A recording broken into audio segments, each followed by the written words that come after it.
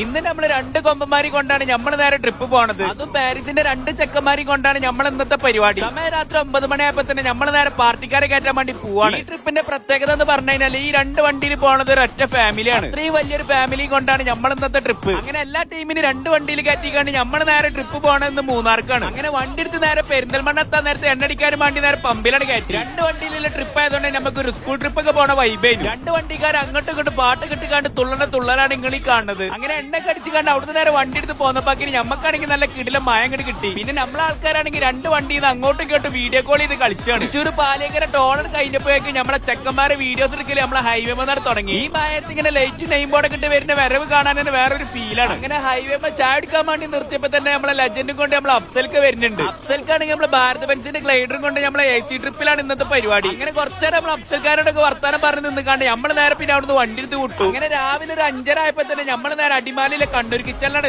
ഇനി ഒന്ന് കുളിച്ച് ഫ്രഷ് ആയിട്ട് വേണം അടിമാലിയിൽ നിന്ന് നേരെ മൂന്നാർക്ക് ഒന്ന് കയറാൻ. അപ്പൊ ഏതായാലും മൂന്നാറിലെ രണ്ട് വണ്ടി കൊണ്ടുള്ള കിടില വിശേഷങ്ങളായിക്കാണ്ട് നമുക്ക് അടുത്ത വീഡിയോയിലാണ് കാണാം. അടുത്ത വീഡിയോ കാണുന്നുണ്ടെങ്കിൽ നമ്മളാണ് ഫോളോ ചെയ്ത് കണ്ട് നമ്മളൊപ്പം അങ്ങോട്ട് കൂടിക്കോളേം.